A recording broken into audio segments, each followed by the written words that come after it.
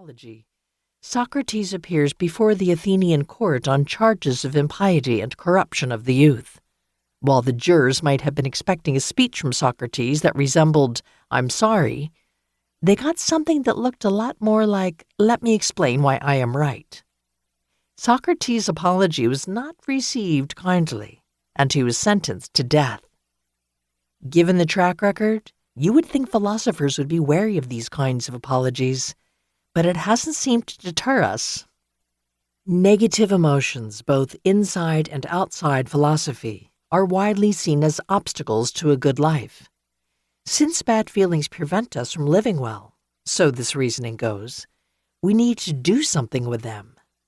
Some people argue that we have to do our best to not feel them. Others argue that we just need to feel them in the right way, or to channel them into something good.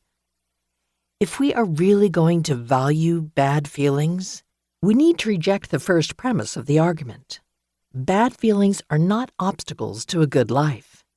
They have a bad reputation that they don't really deserve, and our suspicion of them comes from mistaken ideas about what human emotional life is supposed to look like.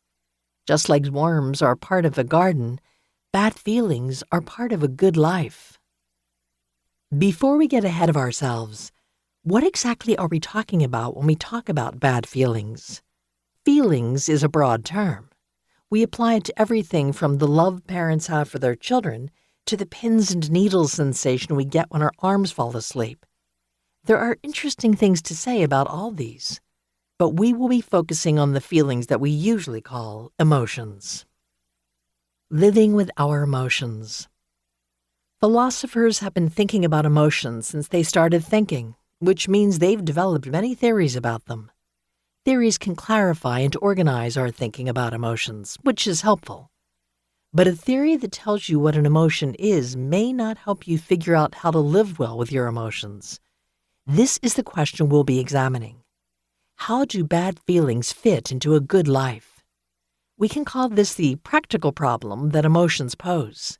It isn't a problem in a negative sense. A problem is just something we have to figure out, like a math problem. A practical problem is a problem about how to live. To see what the practical problem looks like, let's start with the story of an emotional experience. The 19th century philosopher Anna Julia Cooper was born into slavery in North Carolina. Once slavery was abolished, she was able to get an education, earning a BA, a master's in mathematics, and eventually a PhD. Her best-known work is A Voice from the South, 1892, which is a collection of essays on a broad range of topics, including the importance of education and the difficulties facing Black women in America. In one of the essays, Cooper describes an experience common for Black women traveling alone by train. She explains how conductors help white women step off the train onto the platform by taking their arms or holding their luggage. When Black women get off the train, the conductors deliberately fold their arms and turn around, in a clear refusal to help. Cooper then describes how this treatment makes her feel. She calls it the feeling of slighted womanhood. Its poignancy, compared with which Juno's spretae injuria formae, insult to her spurned beauty, is earthly and vulgar, is holier than that of jealousy, deeper than indignation, tenderer than rage. Its first impulse of wrathful protest and proud self-vindication is checked and shamed by the consciousness that self-assertion would outrage still further the same delicate instinct. Cooper writes in beautiful 19th century style and eloquently narrates her emotional experience with classical allusions and poetic language. We've lost the knack for describing our feelings with such flair. She starts with an allusion to an ancient Greek myth called the Judgment of Paris, a beauty contest between Juno, queen of the gods, Venus, and Minerva.